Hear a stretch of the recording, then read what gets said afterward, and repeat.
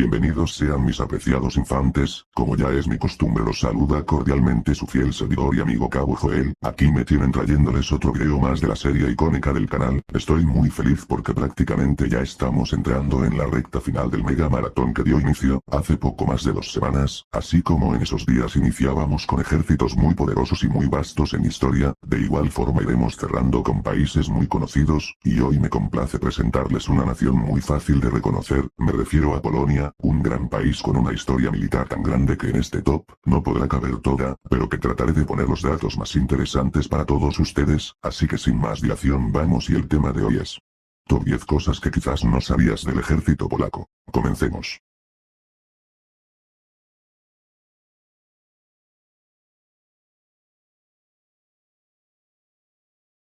Número 1. Las Fuerzas Armadas de la República de Polonia, es el nombre que se ha utilizado desde principios del siglo XIX, pero también se puede aplicar a periodos anteriores, para referirse a las fuerzas terrestres, armada, fuerza aérea, fuerzas especiales y fuerza de defensa territorial polaca, que están bajo el mando del Ministerio de Defensa Nacional de Polonia.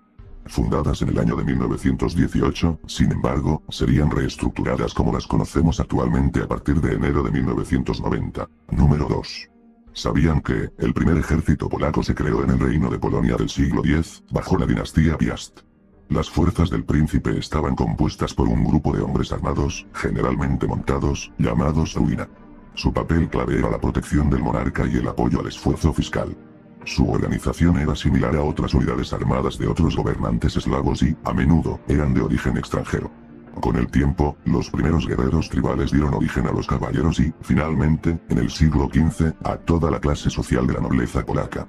Esta formó un elemento distintivo dentro de las antiguas agrupaciones tribales. Sin embargo, esto es incierto, ya que hay poca documentación sobre la historia temprana de Polonia o sobre los movimientos del pueblo eslavo en lo que se convirtió en el territorio así designado.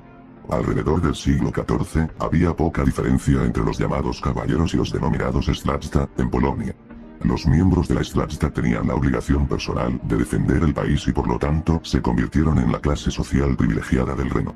Eran ellos los que estaban obligados a construir y mantener castillos, así como a mantener la paz y el orden en el territorio que se les asignaba. Número 3.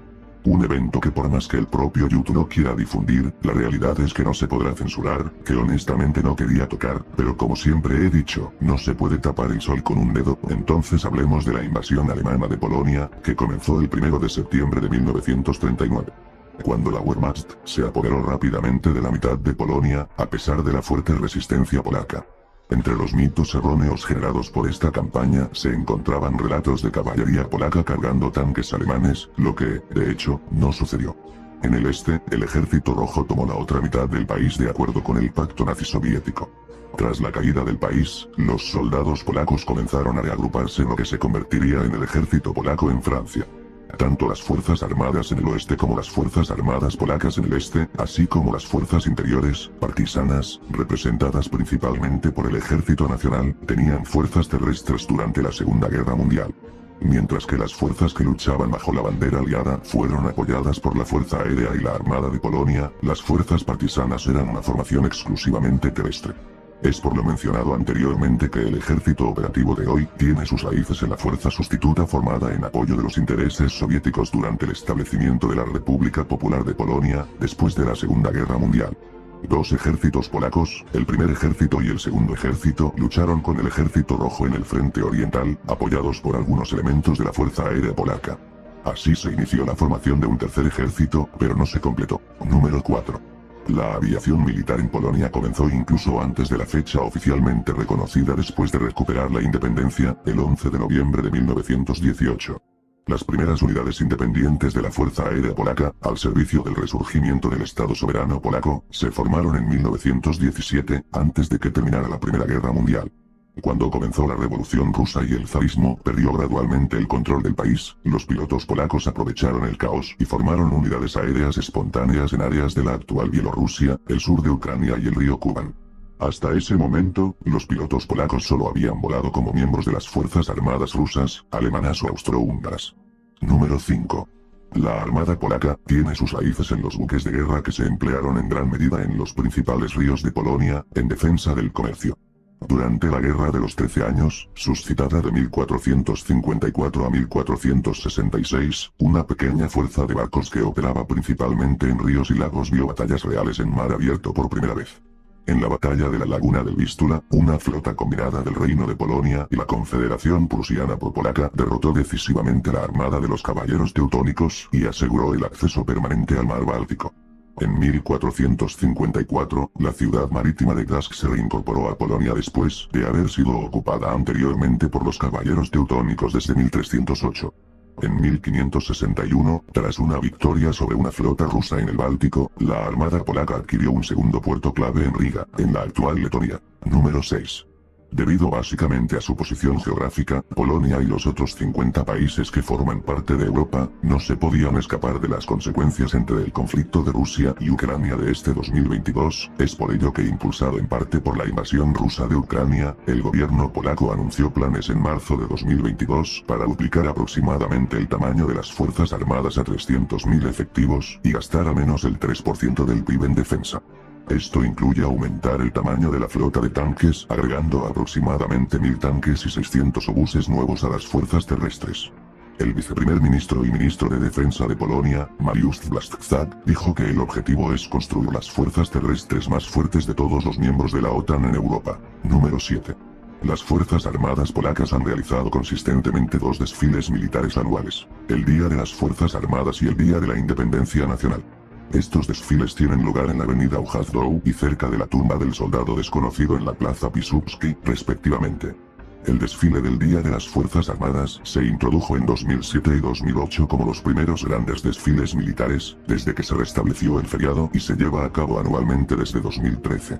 El primer desfile militar polaco tuvo lugar el 17 de enero de 1945 y, a partir de 2019, el 3 de mayo día de la Constitución, fue restablecido oficialmente. Número 8.